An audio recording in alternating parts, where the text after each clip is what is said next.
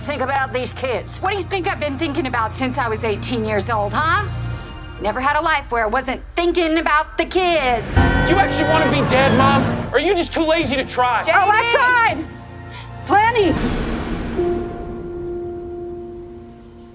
I knew it was time to bring this show back when it was actually pretty nice weather last week. It was. It was up in the 70s and like 80s someday. I'm like going out for my walk in November and like I'm just talking to you on the phone. Right. Going like, I'm actually sweating out here. Anyway, happy Thanksgiving.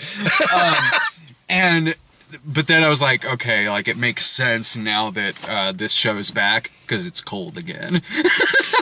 It's like in the 20s tonight. It was in the 30s this afternoon. I'm like, perfect.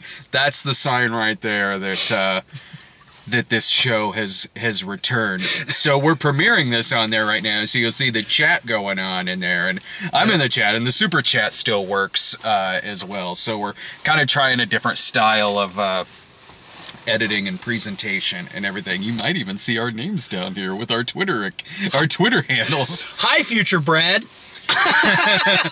Relax, I'm sitting there with eggs on my face going, sup. Sup. Oh, my hot sauce. I'm so glad that that this is because there's 3 movies we're seeing. We're seeing Hillbilly Elegy, Freaky, and Come Away. So I apologize to everyone who is mainly tuning in for Freaky. That's not the first movie we went to go see. Yeah, that's not the first movie we went to go see. But instead, I'm glad that the first movie back is this one, because it sucks. Dude, what happened to Ron Howard? That's well, it's better than Inferno. Like, I'll give it that. Like, I can actually tell what's going on in this film. So, Hillbilly Elegy is coming out in a couple of weeks on Netflix, but in some theaters, it's out right now. And that you can pay for. You can pay to go see this. Right? Why bother waiting a couple weeks when you can just pop it up on Netflix or something like that? Netflix is exactly where this movie belongs. Yes. This doesn't belong. Our ass is going out here at 3 in the afternoon in the theater to pay the ticket price for 3 Netflixes to see Hillbilly Elegy in the theaters. I'll tell you exactly what this movie is. Whenever I do like a fan poll on the Cinema Snob, there's like 3 like obvious choices and then like a 4th that's like a throwaway melodrama. So they'll be like Phantasm, Saw, Exorcist, or Windy City, the 1984 melodrama with Kate Capshaw. That's what this goddamn movie is. So this is the movie you'd send me and Jake to go to, right? No, that would be like a bad kids movie. This would be like Brian and Sarah go send to this or something like that. No, this would be like, first of all, I mean, I will say this, Windy City, way better than this film. But it does have something in common with it, whereas like if this movie were made in 1983 or something, this would be the forgotten melodrama throwaway choice that I throw in there on a snob poll. It's a movie that it has its eyes set on so many Oscars. Right. It thinks it's terms of endearment, but Right. it doesn't realize it's Independence Day '83. It thinks it's This Is Us, but doesn't realize it's the Jerry Springer Show. and in fact, there was a scene where the Jerry Springer Show was on the TV in the background. Yes, because that's what the dumb people in the movie watch. When the kid who has his sights set on Yale, you know he's smart, because he's sitting there saying, I'm watching Al Gore on the television, or Grandma, I want to watch Meet the Press. This movie is like if Rob Zombie remade Parenthood. It's just, and it was, we're having a laugh about it right now. I gotta tell you, man, this felt long to sit through.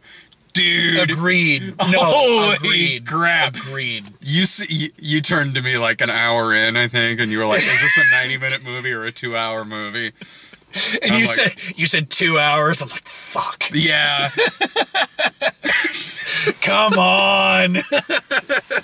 Oh my God. It's so, this could easily just be like, it's kind of like watching like the first season of a show that gets canceled, right, condensed into a movie, because it's even got like a plot that you see in like at least one show every season, where it's dude who's moved away from his hometown and his embarrassing family, and then comes back because for whatever reason the family needs him, and it's that. And I love how sometimes he's smart, because, you know, he's gotten into Yale and everything.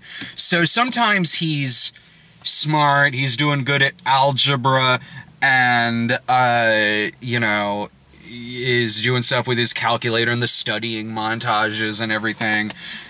But then there's other times where he just doesn't know how certain types of silverware works. Oh, right. Or like he's sitting, because he's got an interview for an internship. Yeah. And when he's sitting at like the fancy schmancy table with all of the like college elites and everything, there's the different silverware for the soup and everything. And he's sitting there like sweating bullets. Oh man, what do I do? And by the way, can we just I mean, granted, I would kind of be in that same scenario if it wasn't for Titanic. Oh, sure. Remember Rosie O'Donnell's scene in Titanic, whenever she said, although if I remember her line, it was start at the outside and work your way in. Yeah. And his they girlfriend say that in this. Actually, his girlfriend said the opposite. Oh, did she? I thought so. See, movies are giving us a confusing story. Like they don't know. Not even the movies can get this right. Here's the thing, though. It's not that big. Even if you don't know which spoon goes with which, right, or anything like that. Does it really matter? Look at what everyone else at the table is using. Right, true. It's not that hard to freaking figure out. And his girlfriend's telling him, like, okay, make the B sign with this hand, the D sign with this hand. This is bread. This is drinks. Yeah. And then she goes, now put them up to your face. He's like, okay. She's like kidding, like, oh, you got me. Like, what is now all of a sudden he's Chris Hemsworth from Ghostbusters? And then when the one guy says to him, like, would you like a Sauvignon Blanc or a Chardonnay? Again, he's sweating bullets like one of them is poisoned and he doesn't know which one to choose. And then they're sitting around that table where, like, all of the college elites are, like, Kevin Sorbo's friends from God's Not Dead, where they're, like, incredibly condescending and everything. They're talking to him about his family. And then he's like, guy says to him, like, oh, man, you must feel out of place when you go back home. You're like, you're up here at Yale, and then you go back with all of those rednecks. And then the kid treats it like he's just been called the N-word. Well, and that's where I kind of wanted to interject, where I didn't really find him being all that, like, unintelligent or dumb, but he definitely had some anger issues that he needed to work out. Yeah, there is. And that's established pretty well through the movie. Yeah. Like, that's kind of a common theme, that he's dealing with all of these anger issues, and it shows why, and it shows more instances of that later on. But not to jump ahead, but that, like everything else in the movie, nothing is resolved by the end of this. Right! Right! Dude still has anger issues at the end of it. Yeah, mom's still a drug addict. Dude still has anger issues. Some people are dead, but we know that, like, halfway into the movie because it jumps around in time a lot. And, anything that's resolved is in the ending text. Right, in the text, you know, like, like, oh, mom's a drug addict, but she's been sober now for 6 years. Good job, Mom. What am I watching? Like, I love the part, too, where there's a funeral, and you know, it's like the funeral line and everything, and, you know, people are stopping in the street. Hats off And everything. The kid's like, what are they doing? I'm like, first of all, dumb question. But I'll let that slide, because sometimes you're smart, and sometimes you don't know what a funeral is. And so, okay, so he's like, what are they doing? And Grandma goes like, we're hill folk. Us hill people stick together or something. I'm like, we respect our dead. They're not mutants. I'm like, you're not crab people or the mole people or something like that. Or like, people. Yeah, I would expect some of these lines out of The Hills Have Eyes. And so I'm glad you talked about that. This dialogue was so like low brow, and not because it's got to do with hillbillies. It's just none of it was really all that organic. Sure. Yeah, it just felt like forced. Like there's that scene where he's like, "Grandma, are you gonna die?" Some of the line reading's not that great in it. Yeah. When it's not Amy Adams and Glenn Close trying to out Oscar nomination each other. I mean, they're not bad in the movie, but it's a movie. I was gonna say, I felt like Glenn Close was at least having fun. Yeah, she's quite good in this. Like, and with better material, like, you know, maybe people will be talking more about that, and not that this is not a very good movie, like, at all. So, because even the characters, it's not even that the characters are bad. It's a movie that doesn't work purely on a script level. It's not even that badly of a directed movie. You could tell a competent director like Ron Howard directed this. I mean, or at least you can tell, like, that someone who has experience has directed this his movie. Name is on it. Yeah. I don't mean necessarily that, like, oh, this is Ron Howard's style. Like, I don't mean that. I just mean, if you didn't know who directed it and you watched it, it wouldn't be surprising that someone who's got decades of experience directed it. It really is just kind of like on a script level that a lot of this doesn't work, and it's very repetitive. It's really, really, really repetitive. It goes nowhere. It thinks it's way better than it actually is. Mm-hmm. But when you break down the characters and what they serve to the story, it's not even that they're bad. And like, some of them, I'm like, oh, I've got people like this in my family. Glenn Close did a fantastic job of playing my grandma in the film. I guess I never really gathered that from knowing your grandmother. I mean, maybe not her exactly. Okay. But maybe one of her sisters. Yeah, absolutely. I'm like, I got people like this in my family. I could even say that about Amy Adams' character in the film. It just was a slog. Yeah. It was a gigantic slog to sit through. I honestly felt Amy Adams' character was just kind of a throwaway character. I mean, what exactly was her purpose to the story? I didn't think she was a throwaway character, because she's the whole reason he's coming back, and she's the reason why. She played the mom. Sorry, I thought she was. Who'd you think I meant? I thought you were talking about the sister. Oh, Haley Bennett. Yeah. Okay. Oh, yeah. Yeah, you're right about that. Yeah, the sister is a throwaway character. Yeah. I love how at the end it's got. I love how it's got a mention and picture of someone who's not in the movie. Which, unless I'm wrong, but it has a whole thing about. Was her character's husband in this film at all? Yeah. I mean, I saw she had a wedding ring on in some scenes. I guess he's in it probably a couple of times. Yeah, she's got kids, so yeah, I guess she's got a husband too. You're right. I'm like, he's in the epilogue, the real picture of this guy. He's in the epilogue as much as he's in the movie. Yeah. They did do a good job of making the characters look like like that picture. I was like, oh my god, Glenn Close looked just like grandma. yeah, they did a good job of that. The older guy, the JD, the main character, that was cast well between the young and the old. It's again, like I said, like, you can tell competent people made this. Yeah. It just, God. They were probably like, it's COVID. Nobody's going to see this shit. Oh, we'll be there. This is going on Netflix in a couple weeks, and it's like, or you could go outside and go into a movie theater to pay extra to see Hillbilly Elegy. And 2 weeks prior. And by the way, once you had told me that this was going to be on Netflix, I kind of thought to myself, well, why aren't I wearing my chill shirt? And the thing is, like, I get screeners for Netflix stuff fairly whenever they become available, and this one I did request a screener for this, but this was around when most of the reviews were getting published. Yeah. Mostly pretty negative. So I guess like maybe they weren't quick to send another screener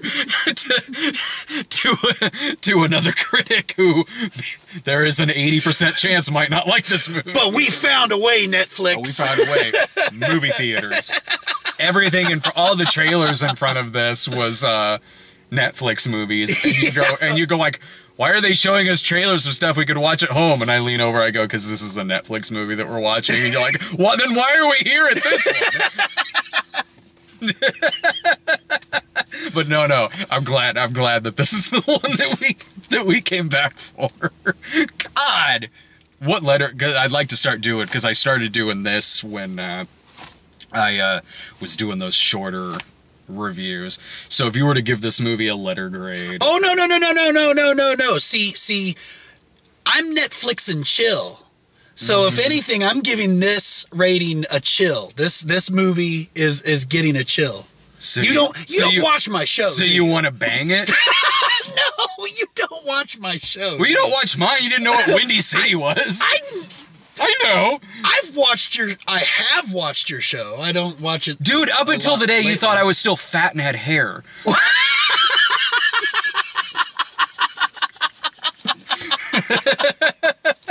No, I watched you did the what was the Kevin James one that you reviewed? Where he was an assassin? Yeah. The assassin, True Memoirs, assassin. Mm-hmm. Yeah. Yeah, no. So I was just like, oh no, I got to stick with my gimmick. Man. This is.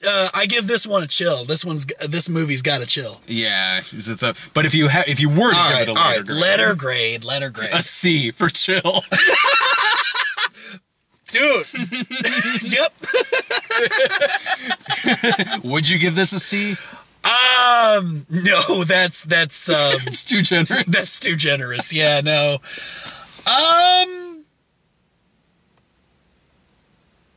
I kind of know what I would give it. A D minus. A D minus. D minus. I'm not going that low. Because I don't want to give it a full F. No. But, no. But it's still pretty bad. Yeah. I'm not going to get... I've seen plenty of D minus movies this year between Tulsa and some really bad... I've seen one F this year, and that was... My Brother's Crossing. Yeah, My Brother's Crossing. Okay. So I can't go that low, because those are way below this. But man, this was hard to sit through. I'd give it like a D plus. D plus? Yeah, when I wake up tomorrow, I'll probably be like C minus. You know what? I'll give it a C minus. C minus? Yeah, wow. because the acting's not bad. There is ambition. Yeah. Misplaced ambition. Yeah. But it does have ambition to it and things like that. And again, like I said, there are some solid performances in it. So based on that alone, maybe I'd change mine to C minus seems. You can't just copy my grades. But I mean, you make a good point. You make a good point. A D minus to a C minus is quite a leap. Plus, you're the one that said C for chill. So A D- to a C- as well. Maybe that's going along with this movie. Sometimes he doesn't know what bread is. Sometimes. Oh, let's see. I want to give it. Wait, I want to give it a. Is it D or D? I don't know if you're looking at it from that side. Someone's gonna look at that wrong and go like, Jerrid gives it white power. Oh, great! There's the thumbnail. So, all right, yeah, C-, and you're going C-. Yeah. You make a good point. C-. Yeah, I'm like, it's grading on a curve slightly because it's like, well, it's not Tulsa bad, or and plus, when I was thinking of my grade, I seriously was just kind of spitballing, just kind of like, You've missed out on some real shit this year. Really? Man. Oh, dude. Yeah. Like, I feel like I just gave a D- to something. I think I gave a D- to The Witches. I can't remember. But, all right, well, we're going to take a break now, and we'll be back with Freaky and also Come Play. So stick around after the commercial break. See you. There was a family. By day, the children did as they were told, and in the innermost places of their hearts, they worried about what it might mean to grow up. But at night, their golden dream dust filled the room. Once again, I feel very sorry for I feel very bad for the people tuning in to see us talk about Freaky. I think at the end of the last one, I said, "Oh, we're gonna talk about Freaky next." Well, we switched the times on him. Laura was gonna come out and see Freaky with us, so I tried to schedule that one around when she got off work, but she just felt like kind of staying back and crashing and whatnot and just having some food and chilling out there at our place. I was like, oh, okay. So we ended up switching it because we would have had a lot of time to kill between the last two movies, and we wouldn't have had time in between the second and third movie to shoot this video, and we would have had to have done like two in a row right afterwards. My suggestion. Yeah, I'm glad though that we switched because I can't imagine this. I'm already kind of tired. Right. So yeah. I'm like, okay, I'm glad the slasher movie's the third one. And that it wasn't this, because I'm already sort of tired. This wouldn't have helped. I love the fact... You would have fell asleep for sure. Dude, yeah. Like when I was splashing water in my face when Irving and I went to Sherlock Gnomes at 10 o'clock at night.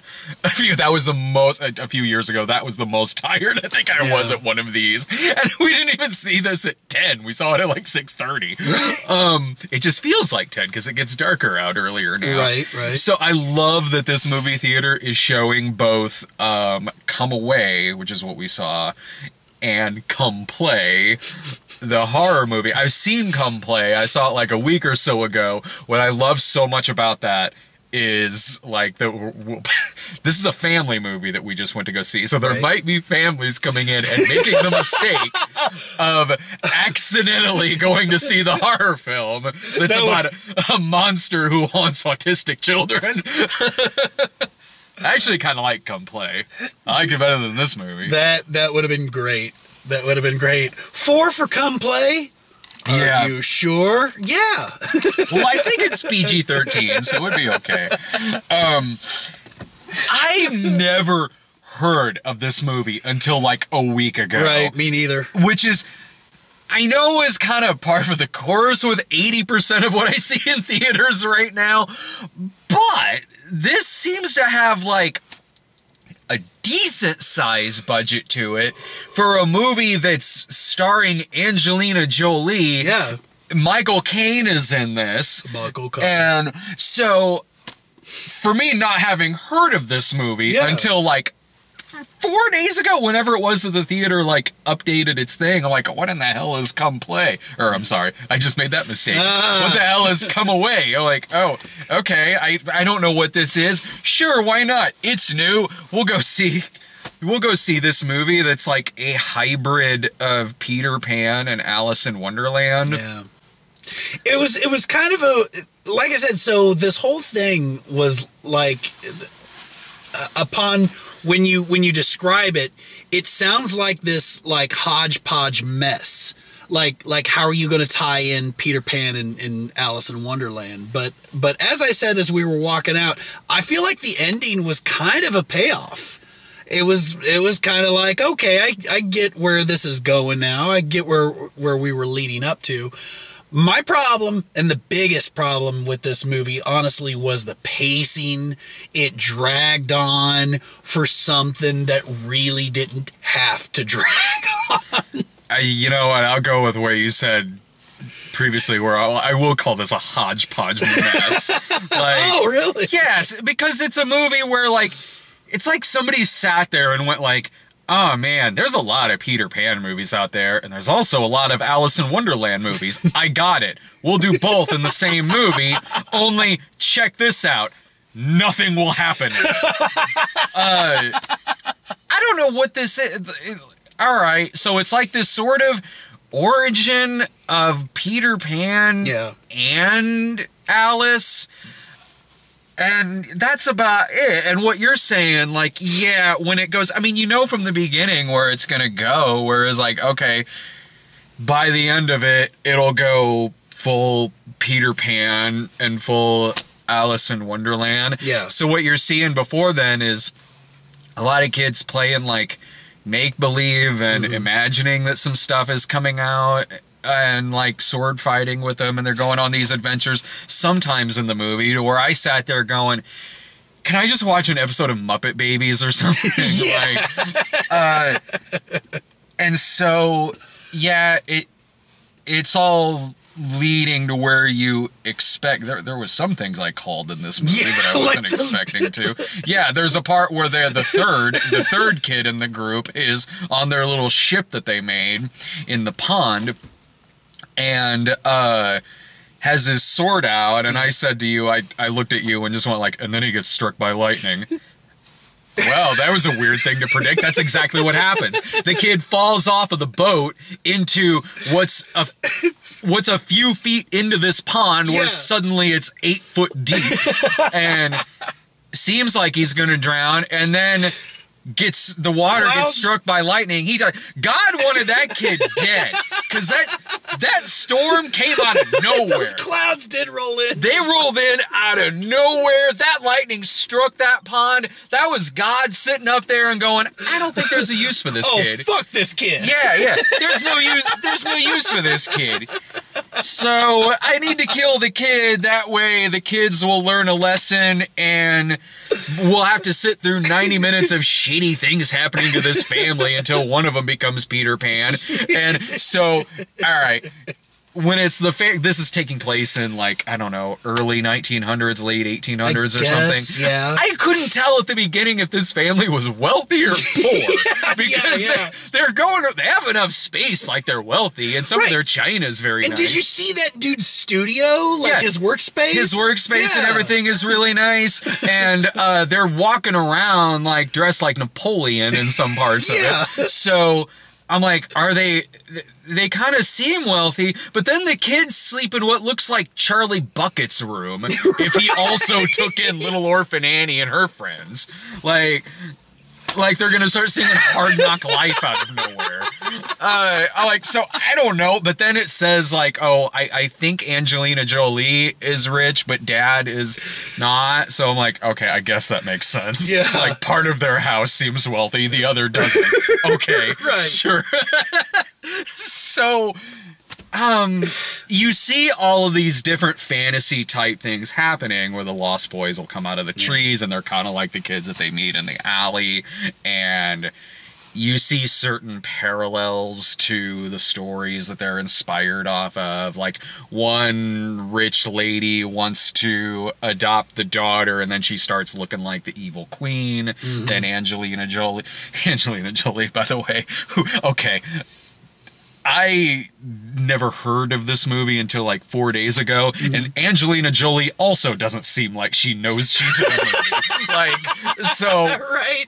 Angelina Jolie spends this whole movie like medicated out the ass and drunk. Her character, yeah, yeah, like shit faced and talking like she has no idea where in the hell she is. I'm like, I guess that explains why how she ended up. She just wandered on set, and they were like, "Oh my God, that's Angelina Jolie. Let's bowfinger this and put her in the movie."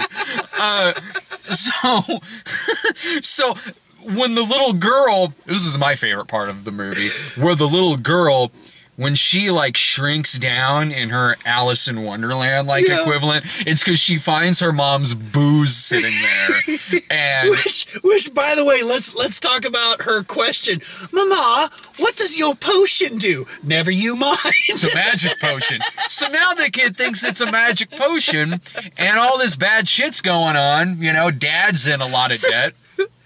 By the way, it seems like Dad knows enough people who could probably help pay off his debt, right. But that's neither here nor there. This is a whole movie like that's a story being told by someone to where when we get to the end of it and she's sitting there reading the story, she's at the front of the book. So I don't know. This movie's all literally backwards. Like, so anyway, the little girl sees the alcohol sitting there, this brandy or whiskey or whatever. It's some kind of like dark brown. It's the magic potion. Takes it, chugs it. We were the only ones there too. We were the only ones in there. I just go, bullshit! Like, she chugs it like it's clearly tea, like not even really having any kind of gag reflex. It like is drunk in a second. Like, I can buy that more than I can. I can buy the being drunk in a second more than I can, to the point to where you're hallucinating. Right. That's some strong ass brandy. Yeah. I mean, you see Angelina Jolie, she's only taking shots. Has a little absinthe in there. So probably does. Yeah, man, I don't know, to where by the time that it got to what you're talking about, the conclusion and everything, I was like, I don't know, I saw that that's where it was going from early on, and also I'm like, this is too... But did you predict, like, all the nuances, like, that they were brother and sister, and that... Yeah. Oh, you did? Okay. Oh, yeah, like... Well, okay, no, I mean, so, did you predict the whole, like, Captain Hook... Oh, yeah. Being... Absolutely. Being their uncle. Yeah. Okay. As soon as that character showed up with his own Smee standing there, like... Oh, yeah, okay, I guess I didn't connect, his dad as the Smee character. Yeah, this to where by the time it came to its conclusion, I was like, this just seems like a Disney Plus version of Radio Flyer. only if they were like, I don't know, instead of him taking off in a wagon at the end, let's just do Peter Pan again, because every other movie does now. Like this. Yeah, okay, like, this isn't a Disney movie, but this shit belongs on Disney Plus. It really does. Like, direct to Disney Plus streaming and everything. It's like, I do admire that it set out to make a very character-based movie, as opposed to going, like, full blockbuster and just having pandemonium out the ass every 5 minutes. Like, it doesn't... It's actually... Yeah...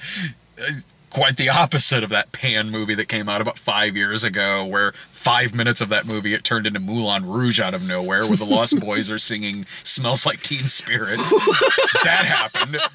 So it's not this, like, over-budgeted, over-produced, like, thing. It is setting out to tell a more character-driven story. It's just one that, like Hillbilly Elegy, I just didn't care. I really didn't.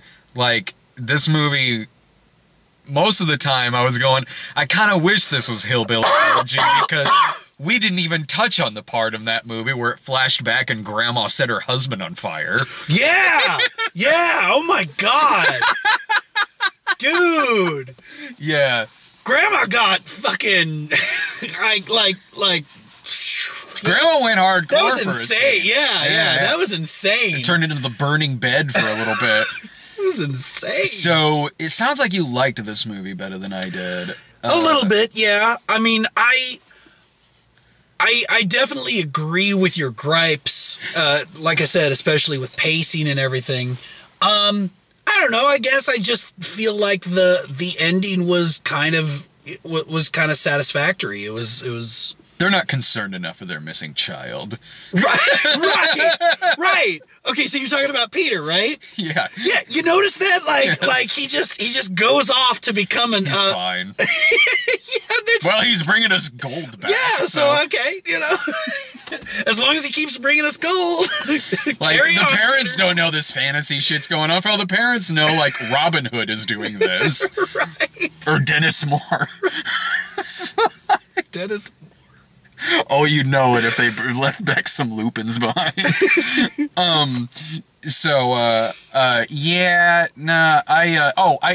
did like some of the editing. How? Yes, let's talk about the editing. I love that. And I mentioned that in the first scene when they were sword fighting with sticks, and then suddenly their sticks became swords. It's like, oh, cool. Yeah. So one kid would hold up a sword and it'd be off camera, and then when he brings it back up, it's a stick. Yeah. Yeah. Some of that was well done. Some of the little animated things that they were doing on the table. I mean, the movie is directed by, this is her first live-action movie she's directed, I think. She directed Brave, and she directed Prince of Egypt. Oh, okay. And also has like a story credit on like Hunchback and Lion King and some Disney movies. Well, no wonder that this belongs on Disney. She has... This is like the most non-Disney Disney movie of the year. Yeah. I don't. This should just be on Disney Plus. Yeah. Direct to streaming. I'm surprised Disney didn't pick it up. Yeah, I guess I do. Like, she has all these credits on Disney's intellectual properties. Yeah. Why not this one as well? Yeah. Or maybe this movie had several company credits in front of it, so I wonder if one of them is maybe owned by Disney. I don't know. But at this day and age, everything's owned by Disney. The movie is just... It's forgettable, and nothing happens in this thing. Yeah. And so it's not as annoying as like Wrinkle in Time. The movie's kind of a less obnoxious version of that. Yeah. Is Wrinkle in Time, or it's not as much of a like over budgeted mess as Pan. Yeah. And or anything like that. But it's wildly forgettable. Like where would you fall on like a grade for this? Well, how about you go first this time? You go Give first. It like a D plus. D plus? Yeah. I would honestly just go a step above you, just for the ending, just for the sake of the ending. Yeah. So C minus. C minus. Yeah. Yeah. It's just. It was a 90-minute movie that felt longer than Hillbilly Elegy. It was 2 hours long. Because Hillbilly Elegy, there was stuff happening in it. Yeah. I mean, it led nowhere. Right. But, like, at least, like, I don't know, people were screaming at each other and shit. Like, I don't know. Like, Shut up, you bitch! Yeah, this one has alcohol, that one had heroin. Maybe we'll come up with something sometime, unless the chat can suggest it, other than like giving letter grades. I'd like to think of something that is like a we could just do thumbs up or thumbs down. No, that's trademarked. You can't do that. Oh, okay. I didn't know it was trademarked. They will take our thumbs if we do that. We got the chat going on here. So I oppose that suggestion. I oppose this movie. That's a very formal way of reviewing this. All right, so we will actually get to Freaky next. All right, we're going there and see Freaky again. Thank God, because if this was our third movie, I would have fallen asleep. Yeah. I had to have gotten some nachos or something like that. Yeah. All right, everyone. We'll be back in just a little bit. See you then. This is gonna sound really strange. Booker, look at me. He's crazy. Okay, Booker, can you look at me, please? Please? Booker, please, can you look at me just for a second? Okay, so last night, our consciousness or our spirit, whatever you want to call it, okay, it traded places. You're all going to jail for this. You too, Booker. Unless you help me. Booker! Dry up, bitch. Booker, help! Booker! Will you shut up? And another thing about Come Away. I know, right? I again, as we said in the review for that, I'm so glad we switched it to where this was the third movie and not Come Away. I do appreciate that the body swapping horror movie is the most realistic of the three movies that we went to go see. At least everyone in this movie talks more so like normally as they should, whereas in Come Away, everyone spoke in metaphor. Right, yeah. or spoke like a showman at an old-timey carnival. So since everybody watching is really looking forward to the review for Freaky, let's talk for another 20 minutes about Come Away. I could barely talk 20 minutes about that movie the first time. Well, I say that, yet here I am. Right. God, Freaky is pretty awesome, honestly. Yeah. You want to get out and see a horror movie this Friday the 13th weekend? Perfect. Most of it takes place on Friday the 13th. Yeah. This is the Christopher Landon movie that's the slasher movie take on Freaky Friday. You know what they did? They took Friday the 13th and Freaky Friday and they just blended it together. And body swapped them. Right. I mean, Vince Vaughn at the beginning of this was playing Jason Voorhees. And dude, okay, so at the beginning of this movie, I was like, he would be a really good Jason Voorhees. I was like, I never really thought about that. I'm like, he's really good. Like, because he's wearing, it might as well be a hockey mask. Right, yeah. That he's walking around, and he's got the body language for it. Yeah. The physicality, of course. Yeah. Yeah, he would be a really good, Jason Voorhees in a movie. I'd watch the hell out of that. Yeah. I kind of did in the first 5 minutes of this movie. And this director, Christopher Landon, is really good at this kind of thing. He did the Happy Death Day movies, which were like taking a slasher movie and putting it in something like Groundhog Day. Those movies, yeah. And I really did you see them? I didn't, but I heard they're really solid. They are really good, yeah. Because they just didn't. The premise. In fact, I think I was with you when we saw the trailer. We just thought. I didn't like the trailer. The trailer. I remember being like, "What is this now?" Right. But then seeing it, no, they were a nice surprise. Honestly, really? They were good. If you like this, you'll like those movies. Okay. Because both of them, this guy is really good at directing actors. He's really good at taking aspects of a slasher movie and mixing it in with comedy to where it's working as both. Yeah. The slasher movie elements of this movie are a really good slasher movie. Yeah. And he's very good with character, about having really likable characters in it that you do root for. Especially the case with the girl in Happy Death Day. And he's good at bringing out the comedy in those situations. Whereas this one, there's one thing that this movie does do a lot better, which is that as fun as the Happy Death Day movies were, and they were fun, they were very, very entertaining. They were held back by their rating. Both they were. They didn't go as far in or over the top in the violence department as really they could have, honestly, if they want to go like full dark comedy slasher movie with them. That's not the case with this one. Yeah. In the first 5 minutes alone. Right, no.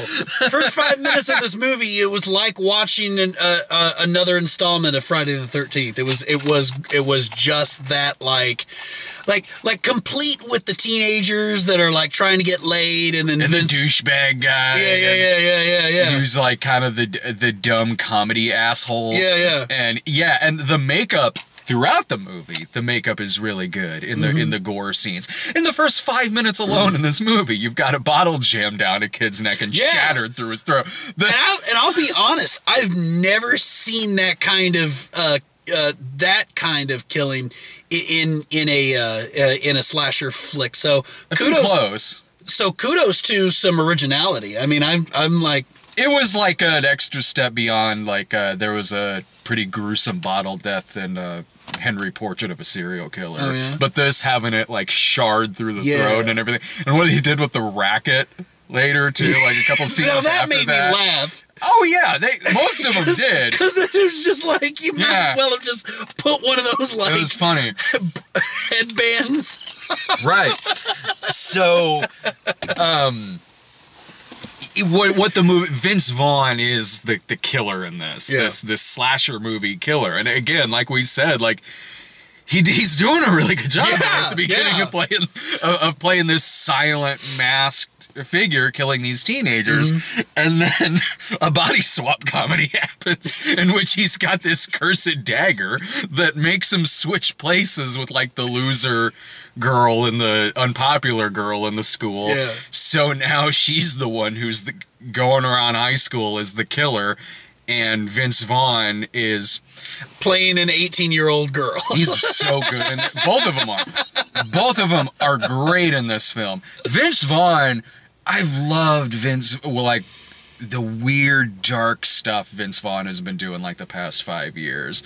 Like, I mean, I've always really liked Vince Vaughn anyway. Yeah. But there was those years where a majority of what you were seeing him in were like the Wedding Crashers, the Fred Claus, the comedies like that. Yeah. And then once Unfinished Business came and went, then he kind of went back to doing a lot more darker, edgier stuff, like Brawl in Cell Block 9, was it called? A few other. He's really good in not Heartbreak Ridge, that's the Eastwood. Hacksaw Ridge. Hacksaw Ridge, the wrestling one, Fighting with My Family. He's really good in that. So it's been And that's really dark? That's not dark, but it's not like, and he's really good in it. Okay. But it's not just kind of the same type of like comedy smartass Vince Vaughn roles that we kind of saw one after the other for a few years. As much as he's really good in that kind of part, to see him doing a part like this, even in the comedy roles, it's different than some other comedy roles we've seen him do in the past. And then with the darker stuff that he's doing, I don't know, for the past 5 years, it's been pretty cool. It's like we've had 90s Vince Vaughn back. But what I like about these two actors here, Kathryn Newton, I believe is the girl, is that what it does successfully, which these body swap movies do when they are more successful than the other ones, is believing that this actor is now this other character, right? Yeah, and vice versa. Yeah, like the movie Vice Versa. And in this, they really do a good job of that. When she wakes up and she's this butcher now, this killer, the move she's doing with her head, with her eyes. Her body language. She's literally waking up in a room that she does not recognize. She's like, where the fuck? Yeah. And so when she's this killer, you can see from what little we saw of Vince Vaughn as the killer beforehand, it's believable that this is how this character would react and move and look, and what they're doing with her eyes. Right. Same with when her character wakes up as Vince Vaughn, and she has a lot more. Vince Vaughn has a lot more. It's a body swap movie. It's going to be really confusing. We're talking about these characters and these actors, but girl Vince Vaughn, not even that doesn't make it, because I could easily still be talking about the other one. So when Vince Vaughn wakes up with the teenager, it wakes up as a teenage girl. Even how he's talking, his lines, his delivery, the little jokes that he has, you could picture that other character doing before the body swap happens. It is like you crossed, Friday the 13th with the hot chick, the Rob Schneider film. If the Rob Schneider character at the beginning was a serial killer, Rob Schneider is a murderer. And no, it's both, because you're following both of them. You're following, and there's nods to like Big, with how she's kind of doing this song and dance to convince her friends that and even vice versa. I guess I just didn't catch the nod to Big like that. Okay. It reminded me of Big in that part, and even like this kind of haunted artifact and everything, like vice versa. Where it's a dagger, and vice versa, it was a skull. So there's little nods to other, aside from like slash, there's nods to Friday the 13th in that it's mostly taking place on Friday the 13th. Yeah. Even a little of the music at the beginning, but also the body swap comic. Excuse me, I've got a few Mountain Dews in me. I had to get some M&Ms in there as well. $6 M&Ms, by the way. Right. And we're at a dine-in theater, so I'm like $6 for M&Ms and tipping $1 on top of it. But following around Vince Vaughn and the friends, that in and of itself is fun because of all the physical comedy there, and Vince Vaughn having a really good time playing this part. He was having the time of his life playing this role. Yeah. From going from like I said, Jason Voorhees to this like 17-ish or 18-year-old girl. Yeah. Just basically going from one role to another. Yeah, no, he's having fun. Even the stuff with the serial killer in it in the school is also really fun. Yeah. Because you know which students and teachers are probably going to get it at some point. Yeah. Like shop teacher Alan Ruck. And the payoffs are really good. Yeah. The kills and the payoffs and everything are fun. And very much over the top, but the effects are good. It's really well done. It's the anticipation of it's good too. Like I like how the killer is now in this teenage girl's body, but still kind of thinks she's physically as strong as before. Yeah. I've noticed that too. Yeah. So when the killer is going after Alan Ruck and a few others, it actually takes some doing, because he's not like 6'5" anymore. So the killer is kind of getting knocked on her ass a few times. Right. And there are even some parts where she's like, "This body is fucking bullshit," or "This body is useless." But no, I had a good time with it. Like when it got to, I was worried a little bit in like the last 5 or 10 minutes or so when it felt like it was over and then kept going for another extra 5 or 10 minutes. So I was sitting there like, are we doing the thing where it's going to have like 2 climaxes? Is that really, are we doing that? Yeah, but I was actually glad it did, because it gave Vince Vaughn more lines as a villain. Yeah. Whereas before, it was literally just Jason Voorhees. Yeah, like silent slasher movie killer with a mask. And so that really made, because I was already loving his performance, but that made me love it even more. Just to see like him doing, with dialogue in the last act of it, both playing the teen girl and the serial killer, and doing a really hell of a good job at both of them. I really had a good time with this movie. Same. Would I call this an A+ movie, I guess? See, here's the thing. You've thrust me into this new system, and now I'm not sure, like, if I want to, like, give a movie too little or too much credit. So I don't know if I want to. It's gonna be easier the more movies you see. Exactly. Like, trust me. I know. It gets way easier. That's why. Maybe the chat will come up with something different. So that's why right now I'm just kind of like, I'm kind of gauging your experience with this grading system whenever it comes to it, because I'm like, this is a great movie. Do I give it an A+? Maybe.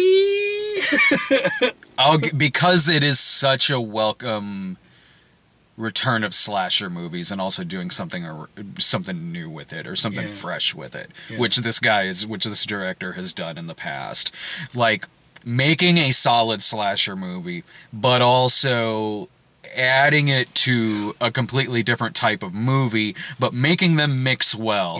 Making it to where, like, it works as a comedy, it works as a slasher, and the comedy isn't being totally meta throughout it or anything, like, and also not not trashing slasher movies of the genre throughout the movie. Just you can tell that the people who made this, they love the comedies that they're kind of taking off on, but also slasher movies. You can tell that these are people who like both of those genres and respect both of those genres and know that you have to give really likable characters throughout it. A solid villain and likable leads. Okay, having said that, I did have a problem with some of the personalities. Yeah.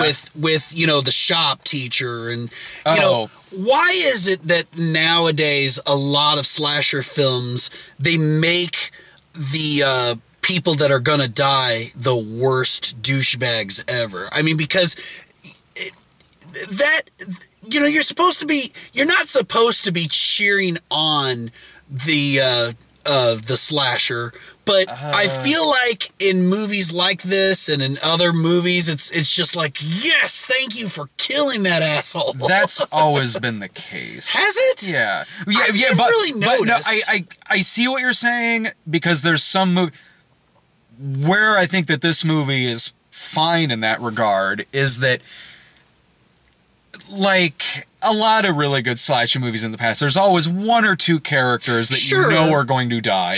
Who are the asshole or the bully or whatever. Like one or two. Going back to the 70s.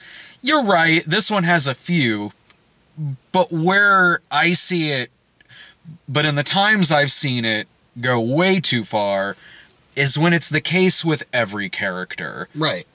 Like that 2009 Friday the 13th. I had a problem with that. Most Eli Roth movies I have that problem with. This, it's a handful, but it's not every character, and it doesn't overpower the heroes of the movie. And I guess I'm not saying that it's every character. I guess what I am saying is, in a general sense, when it comes to slasher films, can we get less douchebags? This, I didn't have a problem with that. Really? Like, because, I mean, yeah, you're right. There are characters in this where you know they're going to die. Right. Like the mean girl, the shop teacher. Right.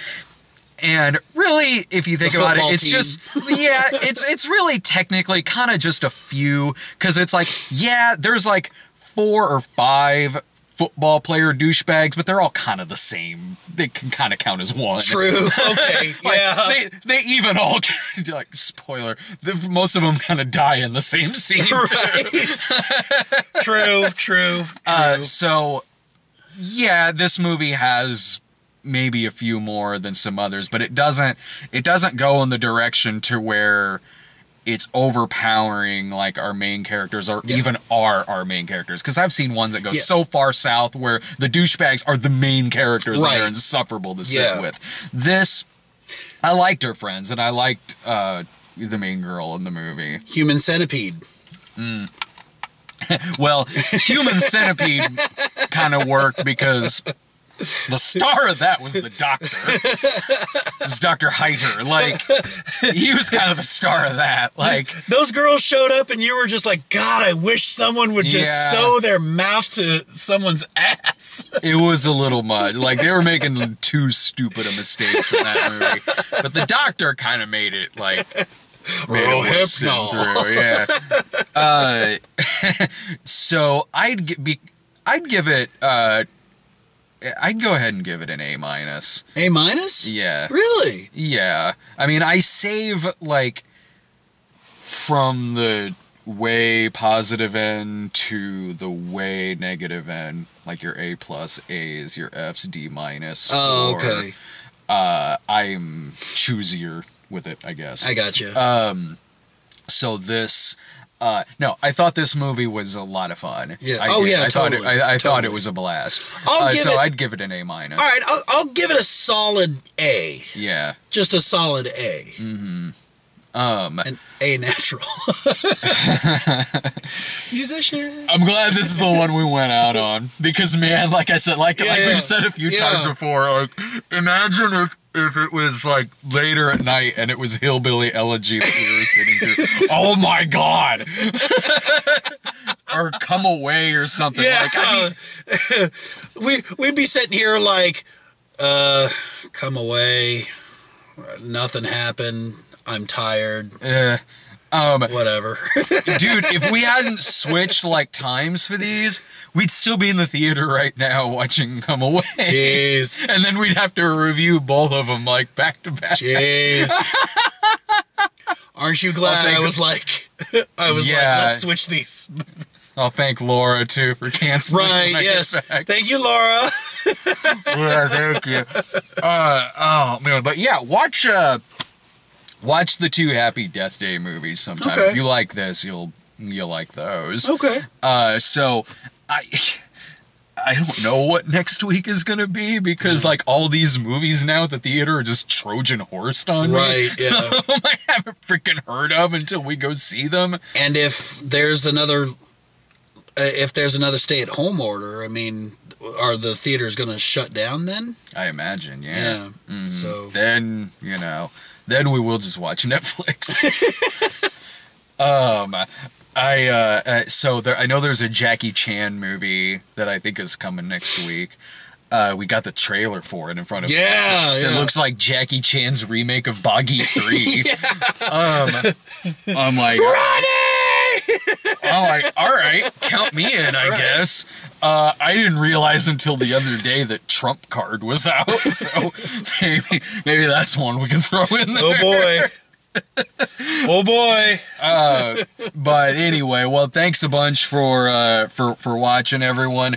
Let us know in the comments what you thought, and we'll be back next week with something. It'll be news to us as well.